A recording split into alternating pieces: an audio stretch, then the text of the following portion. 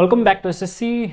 आज हमारा टॉपिक होने वाला है फ्यूचर टेंस। तो चलिए फ्यूचर टेंस में सबसे पहले स्टार्टिंग में क्या देखना है सो देखिए। फ्यूचर टेंस की पहचान होगी शैल और विल से। फ्यूचर टेंस की पहचान किससे होगी? शैल और विल से। किसी भी सेंटेंस में यदि शैल और विल लगा है दैट मीन्स क्या, वो जो एक्शन है वो कब होने वाला है? फ्यूचर में होने वाला है। कब होने वाला है? फ्यूचर में होने वाला है। जिसमें से शैल का यूज जनरली जो है, शैल का यूज सब्जेक्ट आई और वी के साथ हो। 90% केस में आई और वी के साथ क्या लगेगा? शैल लगेगा। बाद बाकी जितने भी सब्जेक्ट हैं जैसे यू हो गया, दे हो गया, ही हो गया, सी हो गया, इट या कोई नेम हो गया, राम श्याम, कोई सा भी है एक्सेट्रा, कोई भी, इन सभी में क्या लगेगा? विल लगेगा। जनरली केस में क्या होता है कि आई और वी के साथ क्या लगेगा? शैल लगेगा। बाद बाकी सभी में क्या लगेगा? विल लगेगा। लेकिन but there is a condition. But यदि किसी भी सेंटेंस में अवश्य या जरूर लगा हो, अवश्य या जरूर लगा हो, यानी उसका सेंस हो बलपूर्वक, यदि यदि उस सेंटेंस का अर्थ हो बलपूर्वक, तो वहां पे क्या हो जाएगा कि शैल के जगह विल और विल के जगह शैल हो जाएगा। दैट मीन्स क्या? तो उस समय विल का प्रयोग आई और वी के साथ और अदर्स, और शैल का प्रयोग बाकी अदर सब्जेक्ट के साथ, बाकी अदर सब्जेक्ट के साथ। जनरली केस में आई और वी के साथ क्या लगाते हैं हम? शैल लगाते हैं। बाद बाकी सभी में विल लगाते हैं। अदरवाइज यदि किसी सेंटेंस में अवश्य या जरूर लगा हो तो उसमें क्या हो जाएगा? आई और वी के साथ विल लगेगा। बाद बाकी सभी में अदर किसी सब्जेक्ट में क्या लगेगा? तो शैल लग जाएगा। सबसे पहले देखिए, सबसे पहला हम टेंस लेते हैं। सबसे पहला टेंस जो है वो है future indefinite. Future indefinite tense. सबसे पहला कौन सा लेंगे? तो फ्यूचर इंडेफिनिट टेंस। अब इस फ्यूचर इंडेफिनिट का स्ट्रक्चर क्या होगा? इसका स्ट्रक्चर की बात करें तो इसका स्ट्रक्चर क्या होगा? तो सबसे पहले हो जाएगा सब्जेक्ट। सबसे पहले क्या होगा? सब्जेक्ट। सब्जेक्ट के बाद क्या होगा? शैल और विल। इंडेफिनिट है तो वर्ब का फर्स्ट फॉर्म V1। इसके बाद ऑब्जेक्ट, ऑब्जेक्ट के बाद अदर वर्ड। ये क्या हो गया? तो मेन स्ट्रक्चर हो गया। ये क्या हो गया? मेन स्ट्रक्चर हो गया। जिसमें से हम अभी जस्ट बता दिए कि शैल का प्रयोग, शैल का प्रयोग आई और वी के साथ। बाद बाकी यदि किसी भी कोई भी अदर कोई सब्जेक्ट है, अदर कोई सब्जेक्ट है, उस केस में क्या लग जाएगा? तो विल लग जाएगा। क्या लग जाएगा? विल लग जाएगा। और एक और पॉइंट जो ध्यान रखना है, एक और पॉइंट क्या ध्यान रखना है, यदि किसी भी सेंटेंस में शैल और विल, कैसे बोले, यदि किसी भी सेंटेंस में शैल और will as a helping verb, helping verb हो, हेल्पिंग वर्ब हो, तो उस सेंटेंस का मेन वर्ब क्या हो जाएगा? तो V1 हो जाएगा। या किसी भी सेंटेंस में यदि शैल और विल दिया हो तो उसके बाद जो वर्ब का फॉर्म आएगा वो कौन सा आएगा? तो वर्ब का फर्स्ट फॉर्म ही आएंगे, क्योंकि शैल और विल क्या है? तो ये मॉडल वर्ब है। ये क्या है? मॉडल वर्ब है। मॉडल वर्ब के बाद वर्ब का कौन सा फॉर्म आता है? मॉडल वर्ब के बाद वर्ब का फर्स्ट फॉर्म आता है। कौन सा फॉर्म? First form. तो ये हो गया इसका कौन सा स्ट्रक्चर? तो अफर्मेटिव का, अफर्मेटिव का। ठीक है। यदि हम इसका नेगेटिव बनाएं तो नेगेटिव किस प्रकार से होगा सो देखिए। यदि हम इसी का नेगेटिव बनाने की बात करें तो नेगेटिव स्ट्रक्चर क्या होगा सो देखिए। सबसे पहले क्या हो जाएगा? सब्जेक्ट हो जाएगा। सब्जेक्ट के बाद क्या हो जाएगा? शैल और विल हो जाएगा। शैल विल के बाद क्या होगा? तो शैल विल के बाद हो जाएगा नॉट। नॉट के बाद क्या होगा? वर्ब का फर्स्ट फॉर्म होगा। फर्स्ट फॉर्म के बाद क्या होगा? ऑब्जेक्ट होगा। ऑब्जेक्ट के बाद क्या होगा? तो अदर वर्ड हो जाएगा।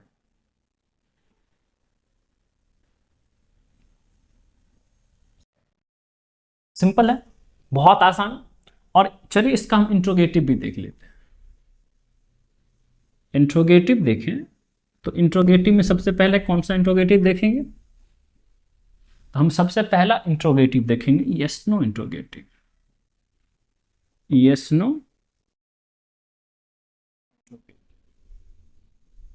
तो यस नो इंट्रोगेटिव की स्टार्टिंग किससे होता है? तो हेल्पिंग वर्ब से। किससे होता है? Helping verb. तो इस सेंटेंस में हेल्पिंग वर्ब कौन है? तो शैल और विल। तो सबसे पहले क्या हो गया? शैल और विल। शैल विल के बाद क्या होगा? तो सब्जेक्ट। उसके बाद क्या होगा? सब्जेक्ट। यदि यस नो इंट्रोगेटिव में नेगेटिव वर्ड है तो नोट देंगे। नोट कहाँ देंगे? तो सब्जेक्ट के बाद। यदि नहीं है तो नहीं देंगे। उसके बाद मेन वर्ब कौन हो जाएगा? तो V1 हो जाएगा। देन क्या हो जाएगा? ऑब्जेक्ट। ऑब्जेक्ट के बाद क्या हो जाएगा? तो अदर वर्ड। ऑब्जेक्ट के बाद क्या हो जाएगा? तो अदर वर्ड।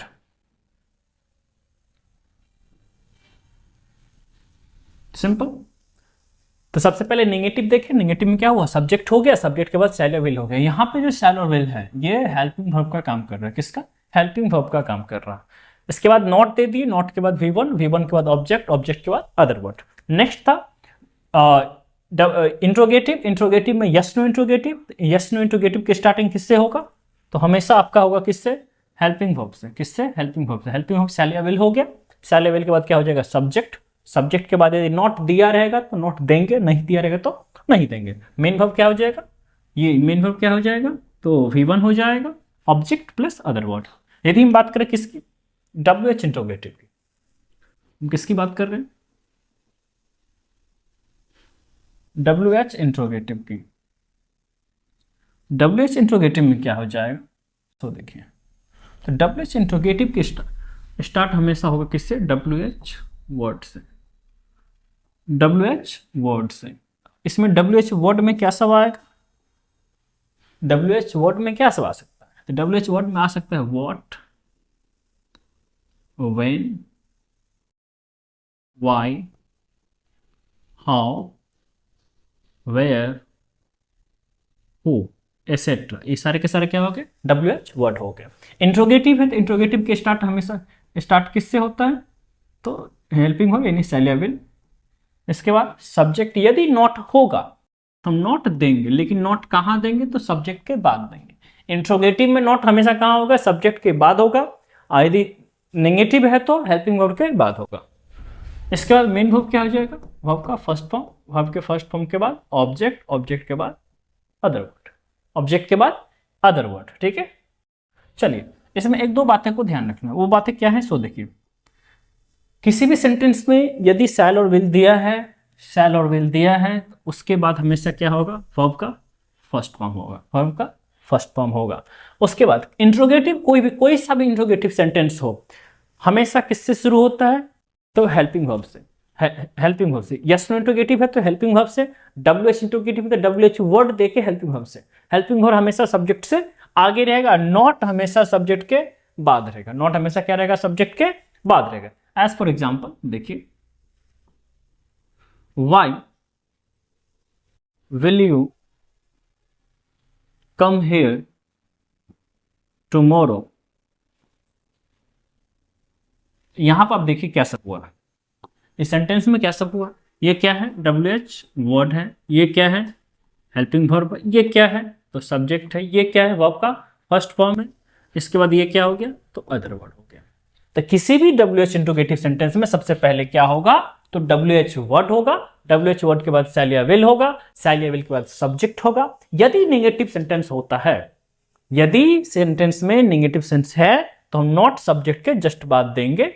उसके बाद मेन वर्ब हमेशा वर्ब का फर्स्ट फॉर्म ही रह जाएगा। उसके बाद होगा ऑब्जेक्ट। ऑब्जेक्ट के बाद क्या हो जाएगा? तो अदर वर्ड हो जाएगा। हाँ, इसमें कंडीशनल सेंटेंस, इसमें क्या है? Conditional sentence. सो देखिए कंडीशनल कैसा होगा। कंडीशनल की बात करें तो देखिए कंडीशनल सेंटेंस कैसे होगा। तो कंडीशनल सेंटेंस का स्टार्टिंग होगा इफ से, इफ या वेदर से। तो यदि किसी सेंटेंस में स्टार्टिंग में दिया हो इफ या वेदर, तो उस इसका स्ट्रक्चर क्या होगा? Subject plus V1 oblique V5 plus object plus other word. इसका जो सबऑर्डिनेट क्लॉज हो जाएगा, दूसरा पार्ट जो हो जाएगा वो क्या हो जाएगा, सब्जेक्ट प्लस शैल या will plus V1 plus object plus other word. Simple सी बात है कि कंडीशनल सेंटेंस में यदि सेंटेंस स्टार्ट किससे हो, इफ या वेदर से हो, एज वेल एज से हो, एज सुन एज से हो, तो वो सिंपल प्रेजेंट में बनेगा। किस में बनेगा, तो सिंपल प्रेजेंट में बनेगा। और इसका जो दूसरा पार्ट होगा वो किस में आएगा, तो सिंपल फ्यूचर टेंस, यानी बोले तो फ्यूचर इंडेफिनिट टेंस। सिंपल, ये ग्रामर के फ्यूचर इंडेफिनिट के मेन कॉन्सेप्ट हो गए, जिसमें हम लोगों ने क्या सब देखा। सो देखिए, सबसे पहले देखिए फ्यूचर टेंस। फ्यूचर टेंस का में सबसे जो कीवर्ड है फ्यूचर टेंस पहचानने का वो क्या है, शैल और विल, जिसमें से शैल और विल का प्रयोग होता है आई और वी के साथ। ये 90% केस में होता है, 100% नहीं होता है। आई और वी के साथ शैल लगेगा, बाद बाकी सभी में क्या होगा, विल होगा। जैसे यू हो गया, दे हो गया, ही, सी, राम, श्याम, कुछ भी आई और वी को छोड़ करके जितने सब्जेक्ट होंगे जनरली उसमें विल लगेगा। बट यदि किसी सेंटेंस में जरूर या अवश्य दिया हो, यानी कि उसका सेंस हो बलपूर्वक, किसी काम को जबरदस्ती बलपूर्वक कराने का, उस केस में शैल और विल का जो कॉन्सेप्ट है वो जस्ट एक दूसरे पे उल्टा हो जाएगा। यानी विल के साथ, विल का प्रयोग आई और वी के साथ होगा और बाकी सब्जेक्ट के साथ क्या लग जाएगा, तो शैल लग जाएगा। उसके बाद देखिए हम लोगों ने कौन सा, फ्यूचर इंडेफिनिट टेंस, यानी स्ट्रक्चर है सब्जेक्ट प्लस शैल या will plus V1 plus object plus other word. तो शैल और विल क्या है, मॉडल वर्ब है। शैल और विल क्या है, मॉडल वर्ब। तो मॉडल वर्ब के बाद हमेशा मेन वर्ब क्या होगा, यानी मॉडल वर्ब के बाद हमेशा V1 होगा। क्या होगा, वर्ब का फर्स्ट फॉर्म होगा। ठीक है, शैल और विल का यूज तो हम बता ही दिए। इसके बाद था नेगेटिव। नेगेटिव में शैल और विल के बाद नॉट देना, उसके बाद वर्ब का first form. Yes no interrogative में शैल और विल से स्टार्ट होगा, सब्जेक्ट, यदि नॉट होगा तो नॉट देंगे, नहीं होगा तो नहीं देंगे, वर्ब का first form, object plus other word. इसके बाद WH इंट्रोगेटिव। तो WH इंट्रोगेटिव में सबसे पहले क्या होगा, WH वर्ड होगा। सबसे पहले क्या होगा, WH वर्ड होगा। WH वर्ड के बाद क्या होगा, शैल और विल होगा। शैल और विल के बाद सब्जेक्ट होगा। सब्जेक्ट के बाद यदि सेंटेंस में नेगेटिव सेंस है तो नॉट देंगे, नहीं है तो नहीं देंगे। हाँ, मेन वर्ब हमेशा फ्यूचर इंडेफिनिट में वर्ब का फर्स्ट फॉर्म ही रहेगा। हाँ, ये बात भी है कि यदि किसी भी सेंटेंस में शैल और विल दिया हो, यानी कोई भी मॉडल वर्ब हो, तो उसके बाद हमेशा वर्ब का फर्स्ट फॉर्म ही होगा। उसके बाद object plus other word. Next देखिए अपने लोग कंडीशनल।